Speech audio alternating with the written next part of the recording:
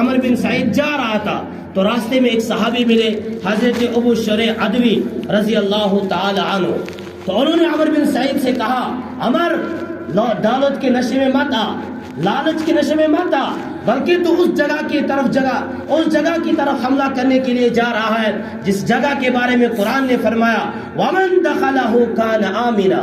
جو مکہ میں داخل ہو جائے گا وہ امن پائے گا. یعنی آپ حرمت والے شہر میں اور آپ عظمت والے شہر میں حملہ کرنے کے لیے جا رہے، یہ آپ کے لیے جائزہ نہیں ہے.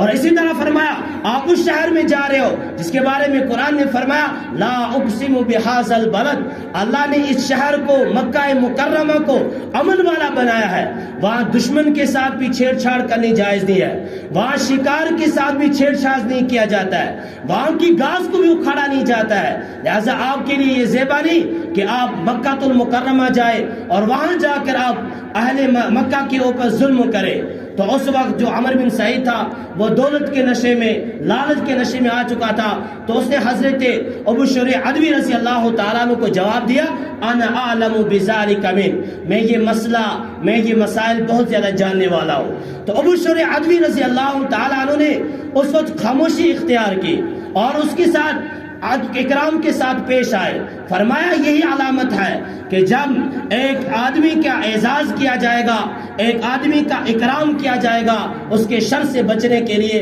اس وقت بھی امت کی خیر نہیں. تو حضرت ابو شریح عدوی رضی اللہ تعالی عنہ عمر بن سعید کے ساتھ اعزاز کے ساتھ پیش آئے، عزت کے ساتھ پیش آئے اس کے شر سے بچنے کی وجہ سے. اور جب یہ لشکر جرار کو مکہ المکرمہ لے کر گیا اور کعبہ کے گراف کو اٹھا کر پھینک دیا، اسی دوران اس کو خبر آئی کہ یزید بدبخت اس دنیا سے جا چکا ہے، تو یہ نامراد اور ناکام ہو کر واپس آیا. تو فرمایا رسول اللہ صلی اللہ علیہ وسلم نے وَأُكْرِمَ الرَّجُلُ مَخَافَةَ شَرِّهِ، جب آدمی کا اعزاز کیا جائے گا، جب آدمی کے ساتھ عزت سے پیش آیا جائے گا اس کے شر سے بچنے کے لیے اس وقت بھی میری امت کی خیر نہیں. اور آگے فرمایا رسول اللہ صلی اللہ علیہ وسلم نے وَلُبِسَ وَشُرِبَ الْخَمُورُ، جب شراب کثرت سے پی جائے گی، جب شراب کو کثرت سے استعمال کیا جائے گا اس وقت بھی میری امت کی خیر نہیں. اس وقت بھی زلزلے آئیں گے، اس وقت بھی آسمان سے پتھروں کی بارش ہوگی اور اس وقت بھی لوگوں کو زمین کے اندر دھسا دیا جائے گا. اس لیے قرآن پاک نے فرمایا یا ایھا الذین آمنوا انما الخمر والمیسر والانصاب والازلام رجس من عمل الشیطان فاجتنبوا لعلکم تفلحون. ایمان والو کہ جنہوں نے اللہ پر اور قرآن پر اور رسول اللہ صلی اللہ علیہ وسلم پر ایمان لایا، ان سے کہا جا رہا ہے شراب ہو یا جوا ہو یا بت ہو یا بانسے ہو، یہ تمام کی تمام جو چیزیں ہیں یہ شیطان کے کام ہیں، یہ ناپاکی شیطان کے ناپاک کام ہے. فاجتنبوا، ان سے اجتناب کرنا چاہیے. بلکہ ایک حدیث میں رسول اللہ صلی اللہ علیہ وسلم نے فرمایا کل مسکر حرام، ہر نشہ آور چیز، یعنی ہر ایسی چیز جس کو ہم استعمال کریں اور اس کی وجہ سے ایک انسان کو نشہ آ جائے وہ حرام ہے. فرمایا رسول اللہ صلی اللہ علیہ وسلم نے کل مسکر حرام، ہر نشہ آور چیز حرام ہے. فاجتنبوا، ان نشہ آور چیزوں سے ہمیں اجتناب کرنا ہے، ہمیں ان سے بچنا ہے. جب ہم بچیں گے لعلکم تفلحون تو ہم کامیاب اور کامران ہو جائیں گے. انما يريد الشیطان ان يوقع بینکم العداوة والبغضاء فی الخمر والمیسر، شیطان تو چاہتا ہے کہ مسلمان شراب پینا چاہیے، شیطان چاہتا ہے کہ مسلمان جوا کھیلنا چاہیے. وَيَصُدَّكُمْ عَنْ ذِكْرِ اللَّهِ وَعَنِ الصَّلَاةِ، شیطان چاہتا ہے کہ مسلمان مسجد کو آباد نہیں کرنا چاہیے، شیطان چاہتا ہے کہ مسلمان اللہ کو یاد نہیں کرنا چاہیے. لیکن ہمیں معلوم ہے قرآن نے فرمایا إِنَّهُ لَكُمْ عَدُوٌّ مُّبِينٌ، شیطان ہمارا کھلم کھلا دشمن ہے. لہٰذا ہمیں شیطان کی نہیں ماننی بلکہ ہمیں اللہ کے قرآن کی ماننی ہے. ہمیں اس پر عمل کرنا ہے جو ہمیں اللہ رب ذوالجلال نے بتلایا اور جو ہمیں رسول اللہ صلی اللہ علیہ وسلم نے بتلایا. بلکہ رسول اللہ صلی اللہ علیہ وسلم نے فرمایا لعن رسول اللہ صلی اللہ علیہ وسلم فی الخمر 10، شراب کے سلسلے میں اللہ کے نبی حضرت محمد عربی صلی اللہ علیہ وسلم نے 10 آدمیوں کے اوپر لعنت فرمائی ہے، یعنی ان کے اوپر اللہ کی پھٹکار نازل ہو جائے، وہ اللہ کی رحمت سے دور ہے، وہ رسول اللہ صلی اللہ علیہ وسلم کی شفاعت سے دور ہے۔ فرمایا یا رسول اللہ صلی اللہ علیہ وسلم وہ 10 آدمی کون ہے؟ فرمایا عاصرھا، شراب بنانے والا، اس کے اوپر اللہ کی لعنت ہے، ومعتصرھا، جس کے لیے شراب بنائی جائے اس کے اوپر اللہ کی لعنت ہے، وشاربھا، شراب پینے والے کے اوپر اللہ کی لعنت ہے، وحاملھا، شراب اٹھانے والے کے اوپر اللہ کی لعنت ہے، والحمولۃ الیہ، جس سواری کے اوپر شراب کو سوار کیا جائے اس سواری کے اوپر بھی اللہ کی لعنت ہے، وساقیھا، شراب پلانے والے کے اوپر اللہ کی لعنت ہے، وبائعھا، اور شراب بیچنے والے کے اوپر اللہ کی لعنت ہے، وَأَكْلُ ثَمَنِهَا، شراب کا سمن کھانے والے کے اوپر اللہ کی لعنت ہے، وَالْمُشْتَرِي لَهَا، شراب خریدنے والے کے اوپر اللہ کی لعنت، وَالْمُشْتَرَاتُ لَهُ، اور جس کے لیے شراب خریدی جائے اس کے اوپر بھی اللہ کی لعنت ہے۔ یعنی شراب کے سلسلے کے اندر جو بھی واسطہ آتا ہے، چاہے اس کے لیے شراب لائی جائے یا اس کی سواری کے اوپر شراب لائی جائے، یا اسی طرح بیچ کی جو بھی واسطے آتے، ان تمام کے اوپر اللہ کی لعنت ہے، ان تمام کے اوپر اللہ کی پھٹکار ہے۔ اور اسی طرح ہر وہ چیز جو اس نشے کے اندر جو نشہ آور ہوگی، یعنی کل مسکر حرام، ہر نشہ آور چیز ہے، ڈرگس ہو یا اسی طرح افیون وغیرہ ہو، یہ سب اس کے اندر داخل آتے ہیں، ان تمام کے اوپر اللہ کی لعنت ہے۔ بلکہ جو شراب کا عادی ہو جاتا ہے،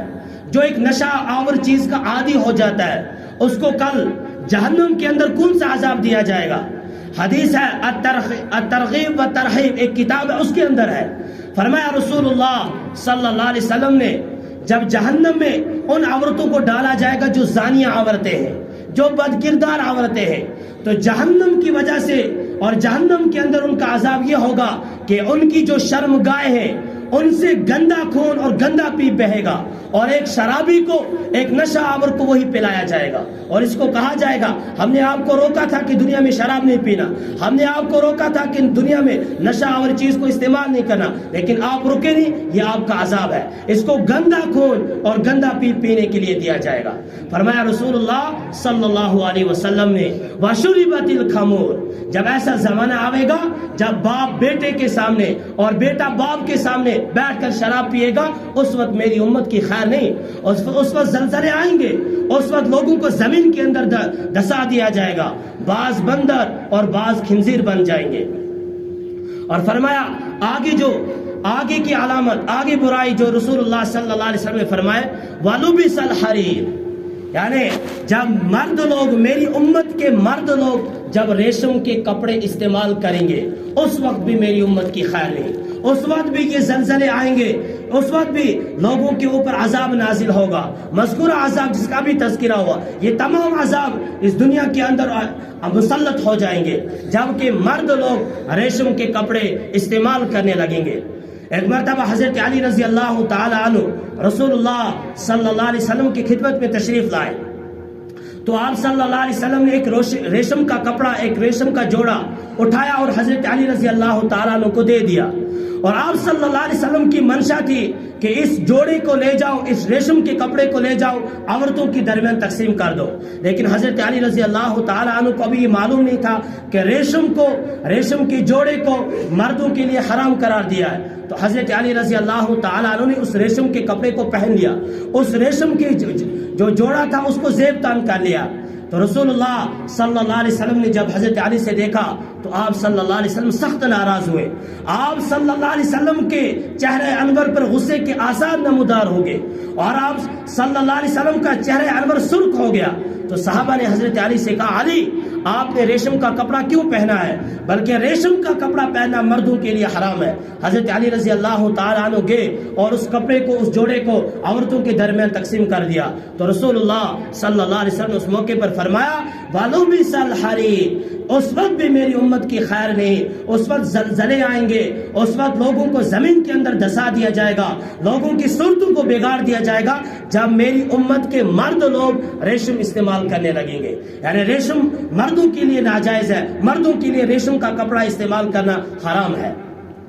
اور آگے رسول اللہ صلی اللہ علیہ وسلم نے جس برائی کا تذکرہ فرمایا وَاتُّخِذَ الْقَيَانِ وَالْمَعَازِفِ، جب میری امت کے اندر ناچ گانے اور گانا سننے کے آلات وغیرہ عام ہو جائیں گے، اس وقت بھی میری امت کی خیر نہیں ہے۔ آج ہم دیکھ رہے ہیں ہر ایک انسان کے کانوں میں ایئر فون لگا ہوا ہے، اور وہ رات کو بھی سوتا ہے ٹی وی دیکھتے دیکھتے، صبح بھی اٹھتا ہے تو اس کی نظروں کے سامنے ٹی وی ہے۔ ارے آج تو ٹی وی کیا، آج تو ہر ایک انسان کی جیب میں موبائل پڑا ہوا ہے، اور موبائل کے وہ نقصانات ہیں العیاذ باللہ۔ رسول اللہ صلی اللہ علیہ وسلم نے فرمایا من استمع مغنیا صب فی آذینیہ الآن، کہ جس نے گانا سنا کل قیامت کے دن اس کے کانوں میں سیسا پگھلا کر ڈالا جائے گا۔ فرمایا رسول اللہ صلی اللہ علیہ وسلم نے میری امت کے اندر اس قسم کے برے لوگ پیدا ہو جائیں گے جو گانا سننے کو حلال سمجھیں گے، جو گانا تکبر کی وجہ سے سنیں گے۔ فرمایا کہ ان کے اوپر اللہ پہاڑ گرا دے گا۔ فرمایا رسول اللہ صلی اللہ علیہ وسلم نے ان کی صورتوں کو اللہ بگاڑ دے گا۔ بعض ان میں سے گانا سننے والے جو ہوتے، بعض ان میں سے اللہ بعض کو بندر بنا دے گا اور بعض کو خنزیر بنا دے گا۔ فرمایا رسول اللہ صلی اللہ علیہ وسلم نے ایک موقع پر الغناء ينبت النفاق فی القلب کما ينبت الماء الزرع، جو گانا سنتا ہے، جو گانا سننے کا عادی بن جاتا ہے، اللہ رب ذوالجلال اس کے دل کو مردہ بنا دیتا ہے۔ جو گانا سننے کا عادی ہو جاتا ہے اس کا دل مردہ بن جاتا ہے، اور اسے پھر پتہ ہی نہیں حق اور باطل کے درمیان فرق کیا ہے، وہ تمیز ہی نہیں کر سکتا ہے، وہ فرق ہی نہیں کر سکتا ہے، یعنی اچھا کیا ہے اور برا کیا ہے۔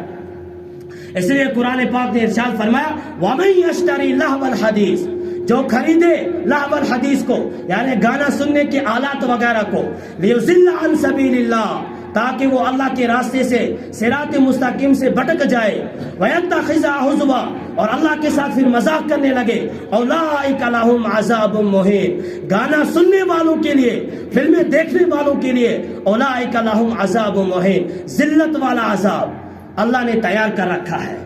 فرمایا ایک اخبار نکلتا ہے ختم نبوت کے نام سے، ہمارے ہمسائے ملک سے، اس کے اندر ایک واقعہ ہے کہ ایک نوجوان لڑکی تھی، اس نے اپنی ماں سے کہا اے میری اماں مجھے اجازت دو، میرا امتحان ہے، میں اپنے روم کے اندر چلی جاتی ہوں، وہاں جا کر امتحان کی تیاری کرو، وہاں جا کر میں سبق پڑھوں، اپنی کتابیں کھولوں۔ تو ماں نے کہا جاؤ پڑھو سبق۔ تو جب وہ لڑکی وہاں پر چلی گئی، نوجوان لڑکی تھی، تو اس نے وہاں پر ٹی وی اٹھائی، ٹی وی کو کھول دیا اور وہاں پر فلمیں دیکھنے لگی۔ وہ بار بار وہاں فلمیں دیکھ رہی تھی۔ اچانک اللہ رب ذوالجلال کی طرف سے موت کے فرشتے کو حکم ہوا کہ جاؤ اس کی جان لے لو، اس کی جان کو دبوچو۔ چنانچہ موت کا فرشتہ آیا اور اس کی روح کو قبض کر لیا۔ اب تمام گھر والے دروازے کے پاس جمع ہو گئے اور دروازہ کھٹکھٹا رہے اور آواز دے رہے، لیکن دیکھا کہ اندر کی طرف سے کوئی آواز نہیں آ رہی ہے۔ وہ لڑکی مر چکی تھی، تو بالآخر انہوں نے دروازہ توڑ دیا اور اندر گئے، دیکھا کہ وہ مری پڑی ہے، اور وہاں سے ٹی وی کے اندر ناچ گانے چل رہے، فلمیں چل رہی ہے۔ تو بالآخر انہوں نے ٹی وی کو بند کیا اور اس کی میت کو، اس کی لاش کو اٹھانا چاہا، لیکن لاکھ کوشش کی، انہوں نے ہر کام، ہر ایک تدبیر انہوں نے اختیار کی، لیکن اس کی لاش وہاں سے اٹھی نہیں، بلکہ وہ وہیں چپک گئی تھی، وہ اسی کے ساتھ چپک گئی تھی۔ انہوں نے لاکھ کوشش کی، لیکن ہر تدبیر جو بھی انہوں نے جو بھی اختیار کی، کوئی تدبیر بھی کام نہ آ سکی۔ اس کی جو میت تھی، اس کی جو لاش تھی، وہ وہیں چپک گئی۔ بالآخر کسی عالم سے مسئلہ پوچھا، تو اس عالم نے کہا کہ ٹی وی کو بھی اٹھاؤ اور اس کی لاش کو بھی اٹھاؤ۔ تو چنانچہ جب ٹی وی کو بھی اٹھایا گیا، اس کی لاش کو بھی اٹھایا گیا، تو اس کی لاش بھی اڑ گئی۔ پھر ٹی وی کو بھی لایا گیا اور اس کی لاش کو بھی لایا گیا، تو غسل دیا گیا۔